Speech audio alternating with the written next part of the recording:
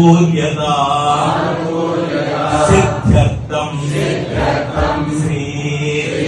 सत्यसाईश्वर स्वामिनः चरणकमलयोः अचञ्चल निष्कपट भक्तिं प्रेमं च सिद्ध्यर्थं श्री सत्यसाई सेवा समस्थाया सेवा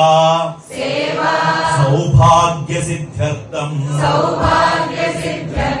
सर्वेषां साई भक्तानां मध्ये परस्पर ऐकमत्य प्राप्यर्थं योगक्षेमार्थं